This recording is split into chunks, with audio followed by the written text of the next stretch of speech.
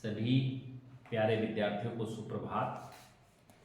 विगत कई दिनों से हम आपके साथ SSGE विश्वविद्यालय अल्मोड़ा के तहत जो पाठ्यक्रम है BA प्रथम सेमेस्टर का NEP के अंतर्गत उस पर बात कर रहे हैं। प्राचीन एवं भक्तिकालीन काव्य परंपरा पर हम बात कर रहे हैं। इसी में आज का जो हमारा टॉपिक है वो है तुलसीदास। विगत कई कक्षाओं में हम तुलसीदास पर बात करी थी हमने, लेकिन पुनः आज एक बार फिर तुलसीदास को लेकर और उनकी रचनाओं पर जो विशेष तौर पर जो आपके पाठ्यक्रम में रामचरितमानस का अयोध्या कांड लगा है उस पर हम बात करेंगे। सबसे पहले हम तुलसी के जन्म और मृत्यु की बात करते हैं। तुलसी का जन्म 1532 ईस्वी में माना जाता है, मृत्यु 1623।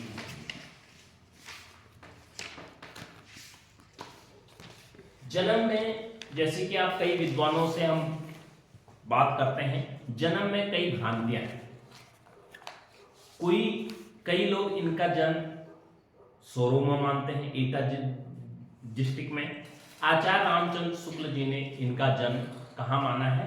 राजपुरा में, राजापुर ये माना है आचार्य रामचंद्र शुक्ल। और आपने इनका नाम बहुत सुना है और इन्होंने हिंदी का इतिहास भी लिखा जिस पर हम पहले बात कर रहे थे। और कई लोग एटा जो जिला है यूपी का, ये भी उसी में एटा जिला के सोरो गांव में, सोरो स्थान पर मानते हैं। अब जो ये 1532 ईस्वी में जो जन्म इनका माना है वो जन्म जॉर्ज ग्रियर्सन ने माना है।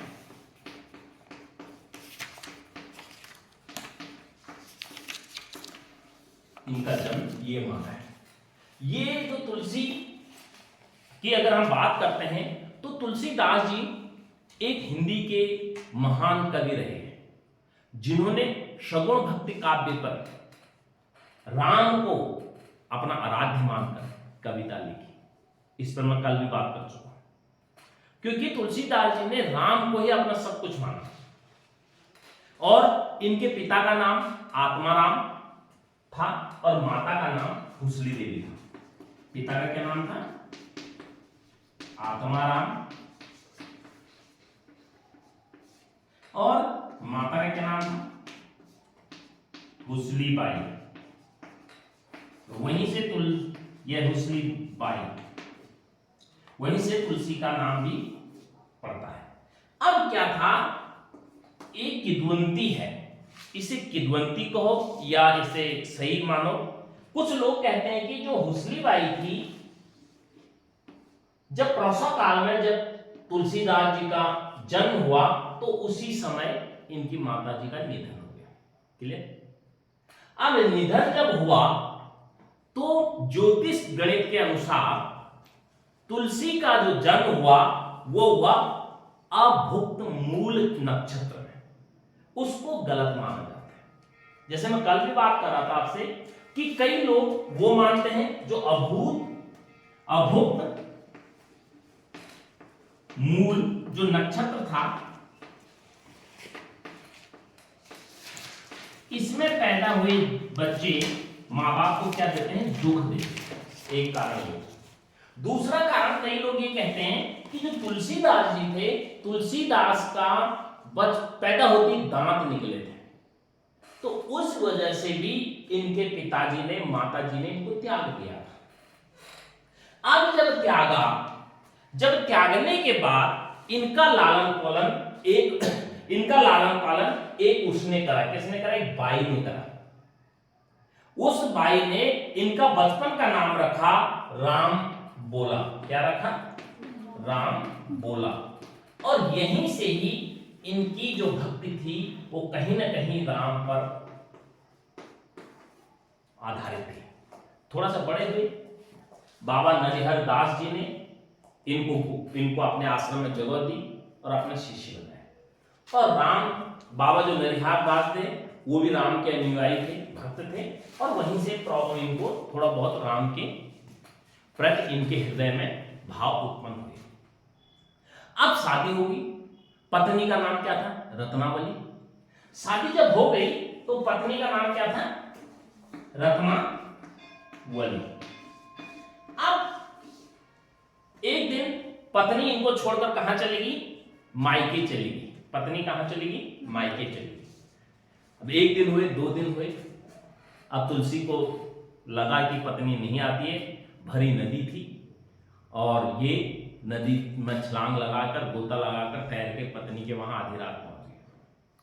पत्नी ने लज्जा के कारण या चाहे कैसे भी, पत्नी ने इनको धिक्कारा और इनसे कहा कि जितना प्रेम, जितना अनुरक्त तुम मेरे प्रति रखते हो, उतना अगर तुम श्री राम के प्रति रखते तो तुम्हारा कल्याण हो जाता। वही पत्नी की बात इनको चुभ गई और इन्होंने रामचरितमानस जैसे महाकाव्य लिखा, जो कि अनुपम महाकाव्य है, और उसके साथ राम को अपना आराध्य मानकर राम की भक्ति इन्होंने की, प्रारंभ की। ये इनका मोटा मोटा क्या है? व्यक्तित्व है, जीवन परिचय है। अब हम बात करते हैं, जब हम थोड़ा सा इनकी व्यक्तित्व, हम तुलसीदास को पढ़ते हैं तो हमको तुलसीदास के जन्म, मृत्यु और तुलसीदास की क्या क्या रचनाएं थी, तुलसीदास के पिताजी का भी क्या नाम था, तुलसीदास के माता का क्या नाम था, तुलसीदास को किसने पाला? मुनिया दासी। उसका नाम क्या था? मुनिया दासी। ये हमको पता होना चाहिए कि तुलसीदास को मोटे मोटे पर अभी जो कि तुलसीदास क्या क्या करते थे, कैसा पैदा हुए, क्या थे। दूसरी बात आती है, अब आती है जिससे क्या है, हिंदी साहित्य में फेमस है, जिससे तुलसीदास जी हिंदी साहित्य में क्या है? फेमस हैं, प्रसिद्ध हैं। ऐसी कौन सी रचनाएं लिख दी तुलसीदास जी ने जो कि प्रसिद्ध हो गए?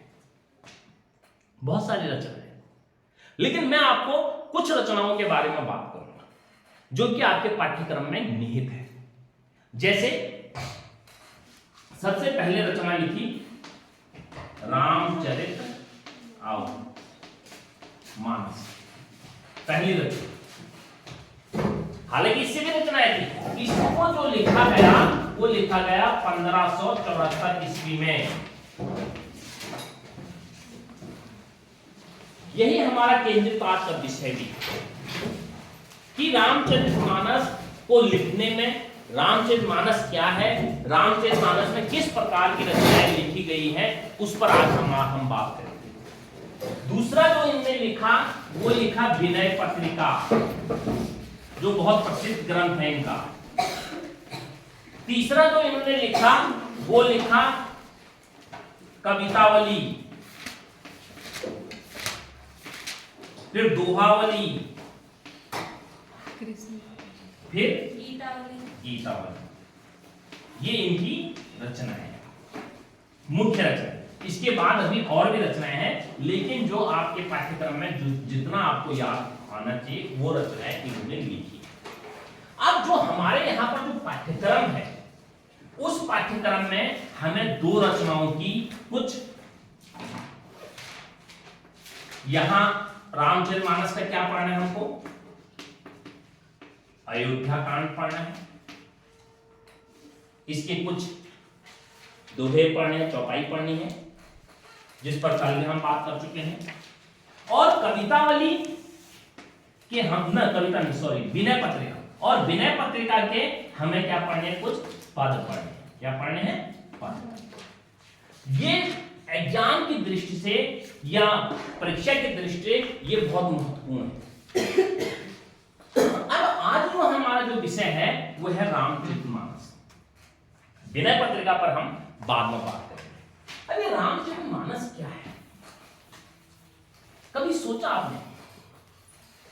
1574 ईस्वी में रचना लिखी गई। कब लिखी गई? 1574 ईस्वी में। अगर हम इतिहास की दृष्टि पर इतिहास की बात करें तो किसका समय काल रहा होगा? 1500, मुगल काल था। उस समय में रामचरितमानस जैसा ग्रंथ कवि ने लिखना प्रारंभ किया। थोड़ा टॉपिक पर हम बात करते हैं। ये क्या है, कितने शब्दों से मिलकर बना है? राम धन चरित्र, चरित्र है, यहां चरित्र है तो इस चरित्र धन मानस, 3 शब्दों के योग से बना है। क्या अर्थ होगा इसका? आओ, क्या अर्थ हो सकता है इसका?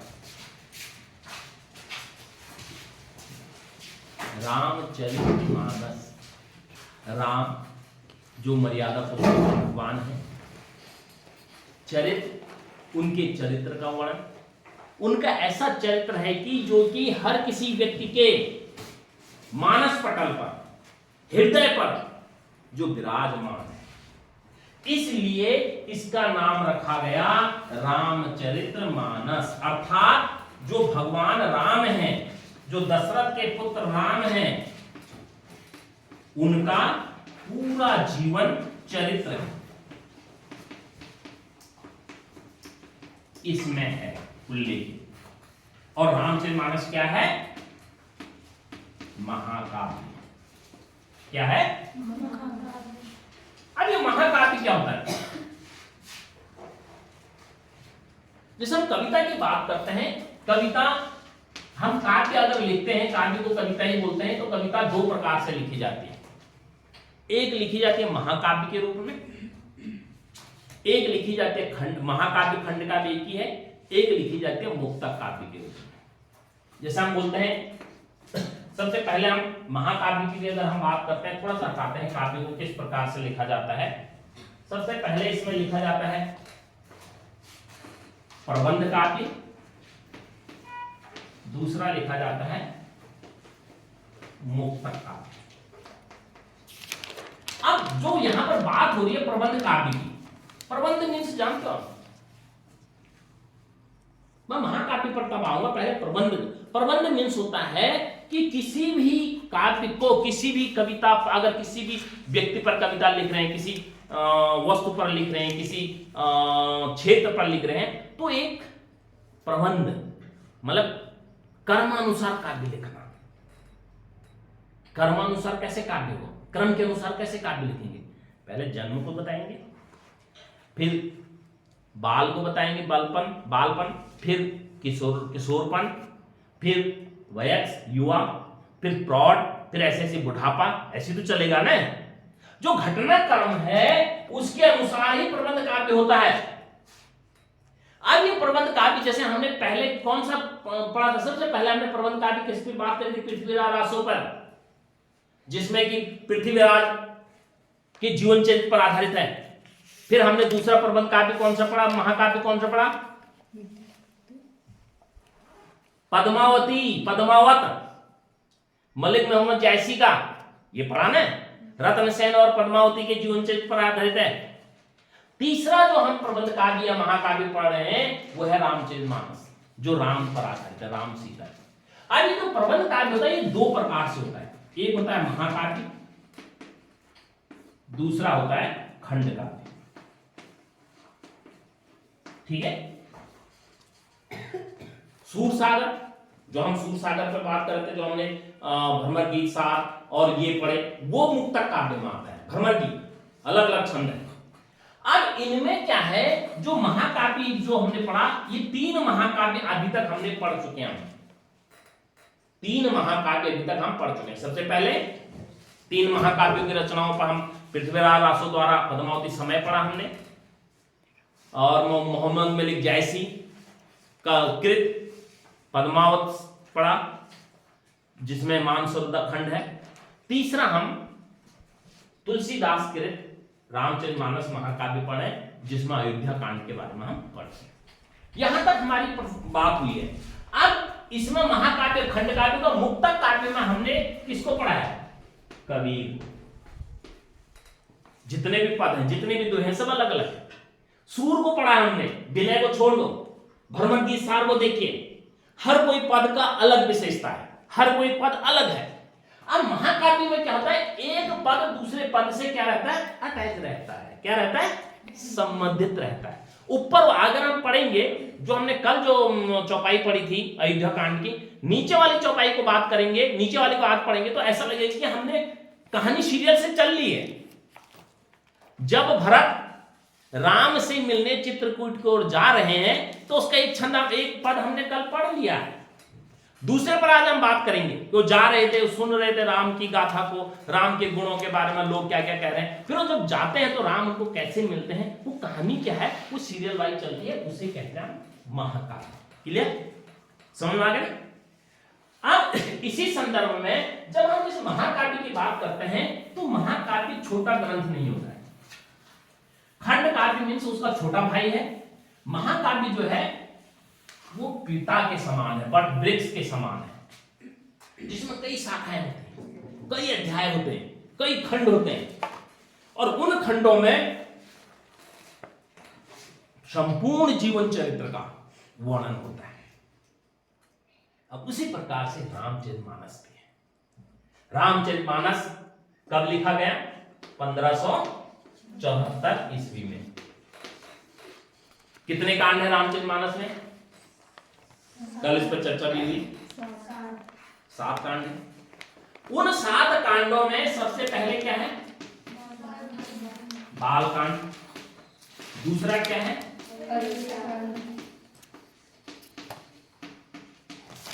तीसरा होगा अरण्य कांड।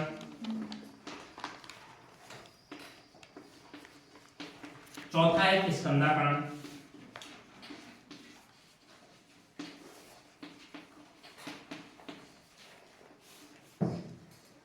पांचवा है सुंदर। छठा है लंका कांड।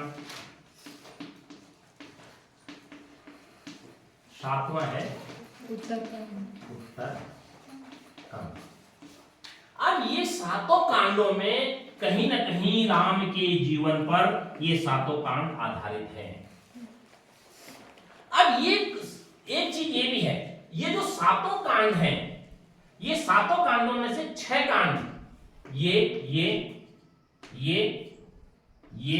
और ये लिखे गए अयोध्या में। अयोध्या जानते हो ना कहाँ है? जहां राम मंदिर बन रहा है यूपी में। ये सभी कहां लिखे गए? अयोध्या में। सिर्फ एक कांड था जो चौथा कांड है किष्किंधा कांड, ये लिखा गया काशी में। काशी अर्थात बनारस में। क्लियर समझ में आ गया?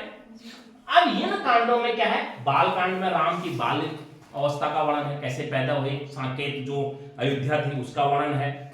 अयोध्या कांड में थोड़ा वयस्क है, किशोरावस्था और वयस्क उसकी वर्णन है। सीता से विवाह का वर्णन है।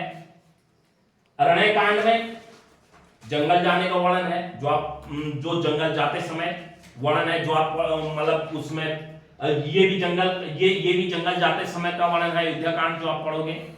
यहाँ अरण्य कांड जो जंगल में रहते हो, जब सीता को लंका पति रावण ले जाता है उसका वर्णन होगा। किष्किंधा कांड में जब वो सुग्रीव से मिलने के लिए किष्किंधा जाते हैं तो वहां वार्ता होती है। तो उससे पहले फिर सुंदरकांड में जब हनुमान और राम का जब मिलन होता है तब का वर्णन है। फिर आता है लंका कांड में जब लंका में विजय प्राप्त करते हैं, जो भी युद्ध करते हैं, और उसके बाद आता है उत्तरकांड। ये अंतिम कांड है। और ये जब वापस आ गए थे अयोध्या, जब राजकाज करने लगे, उसके बाद जो सामाजिक जो दृष्टिकोण है उसको देखा और फिर सीता को घर से निकाल दिया और सीता वाल्मीकि आश्रम में रहने लगी, लव कुश पैदा हुए, तो उसका वर्णन ये 30 कांड है। ये क्या है? राम की पूरी संपूर्ण जीवन गाथा है। अब उस जीवन गाथा में से कुछ प्रसंग इस कांड से आपको दिए गए हैं, 10-15 प्रसंग, जिस पर हम एक पद पर हम कल बात भी कर चुके हैं। इस कांड से आपको पढ़ना है, अयोध्या कांड से संदर्भ भी आप लिखोगे, या रामचरितमानस पर कोई छोटा सा प्रश्न आ जाए तो इसी तरह से आप लिखोगे, या तुलसीदास पर कोई जीवन पर कोई रचनाओं पर कोई प्रश्न आ जाए, जो हमारी जो कक्षा हमने जो पढ़ाया है उसी के आधार पर आप लिखोगे। तो ये रामचरितमानस का एक मोटा मोटा एक रामचरितमानस का एक संक्षिप्त क्या है, परिचय है। आपने कभी सोचा कि रामचरितमानस इतना प्रसिद्ध क्यों हुआ? कभी इस पर सोचा? कितने लोगों ने रामचरितमानस को पढ़ा है? पढ़ा तो सभी ने होगा, क्यों नहीं पढ़ा? तुमने कक्षा 10 में है ना? कौन सा है कक्षा 10 में तुम्हारा? जब धनुष तोड़ने का वर्णन है, परशुराम और राम संवाद, परशुराम लक्ष्मण क्या है? परशुराम राम लक्ष्मण, बता। हाँ, परशुराम और राम लक्ष्मण संवाद, वो भी तो रामचरितमानस का ही एक भाग है। क्या है उसका यही तो है, नाथ संबोधनु भांजने हारा, होई के कोई के दास तुम्हारा। यही तो उनके बीच में संवाद होता है ना, राम और लक्ष्मण, ना राम और परशुराम, और परशुराम और लक्ष्मण के बीच में संवाद, वो भी अयोध्या कांड का ही एक भाग है। और यहां पर भी हम अयोध्या कांड का ही एक भाग को पढ़ेंगे। तो कभी सोचा आपने रामचरितमानस इतना फेमस क्यों हो? कि राम पर तो बहुत पहले से कहानियां लिखी जा रही हैं, राम पर बहुत पहले से कविताएं लिखी जा रही हैं, लेकिन रामचरितमानस ही क्यों प्रसिद्ध हुआ? वाल्मीकि रामायण क्यों नहीं प्रसिद्ध हुई? नाथों ने, आलवर भक्तों ने राम पर काम किया, और राम के तुलसी के गुरुओं ने राम पर काम किया, बहुत लोगों ने राम पर लिखा। उत्तर मतलब इसके बाद भी, रामचरितमानस के बाद भी कई ग्रंथ राम पर लिखे गए। राम काव्य की अगर हम बात करते हैं तो राम काव्य हमको नाथ या सिद्ध आदिकालीन से राम काव्य पर बात हो रही है, और आज तक राम काव्य पर बात हो रही। संशय के एक राम नरेश मेहता की वही राम काव्य है, मैथिली शरण गुप्त द्वारा रचित साकेत राम काव्य है, केशव दास द्वारा रचित रामचंद्रिका राम काव्य है।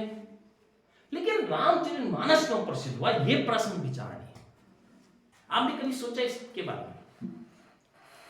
कैसे रामचरितमानस हमारे हिंदू धर्म वालों का एक पवित्र ग्रंथ बन गया? कभी इस पर विचार करा? कभी देखा रामचरितमानस? कभी देखिए रामचरितमानस को, क्योंकि रामचरितमानस में उसका जो सबसे मुख्य उद्देश्य है, वो उद्देश्य है एक जो मर्यादित पुरुष होता है उसको समाज में कैसा रहना चाहिए, सबसे पहली विशेषता ये है उसकी। इसीलिए तो राम को मर्यादा पुरुषोत्तम कहा गया है। सब पुरुषों में सबसे उत्तम पुरुष है राम। मतलब किस प्रकार से हमें समाज में रहना चाहिए वो उसमें निहित है रामचरितमानस में। और राम तुलसीदास जी ने राम को क्या बताया है? लोक रक्षक। हम अभी कल हमने बात की ना कृष्ण और राम पर क्या तुलना थी। लोक रक्षक के रूप में उनको किस प्रकार से प्रस्तुत किया है? शक्ति के रूप में। और किस प्रकार से प्रस्तुत किया है? विनय के रूप में। और किस प्रकार से प्रस्तुत किया है? दया के रूप में। और किस प्रकार से प्रस्तुत किया है? शील के रूप में। और उनका सौंदर्य शील के रूप में। इस प्रकार से उन्होंने राम को क्या कर रखा है? और उनके सौंदर्य के रूप में भी प्रस्तुत किया है, सौंदर्य की। इस प्रकार से उन्होंने राम को इसमें प्रस्तुत किया है। अब इसमें एक चीज आता है सौंदर्य। हमने थोड़ा सा पढ़ा था कृष्ण को पढ़ा था ना हमने। कृष्ण को सौंदर्य किस प्रकार से प्रस्तुत किया? राम के सौंदर्य में अंतर है। राम का जो सौंदर्य है हालांकि उस श्रृंगार रस पर आधारित है, लेकिन उस सौंदर्य में क्या है? मर्यादा है। मर्यादा वाला सौंदर्य देखा है ना तुमने? सुंदरता की तो परिभाषा सभी को आती है। एक सौंदर्य होता है मर्यादा वाला, एक सौंदर्य होता है अमर्यादित। जैसे आज की पिक्चरों में अमर्यादित सौंदर्य दिखाया जाता है। तो वो जो राम का जो स्वरूप यहां पर रामचरितमानस में जो हमको देखने को मिलता है वो मर्यादित सौंदर्य के रूप में भी देखने को मिलता है। प्रेम करते थे वो सीता से, इसीलिए तो उन्होंने जब जब राम वियोग होता है, जब सीता को रावण भगा मतलब उठाकर ले जाता है, तो वो कहते हैं पक्षियों तो हे खग हे मृग हे मधुश्रेणी, तुमने देखी सीता मृग नहीं।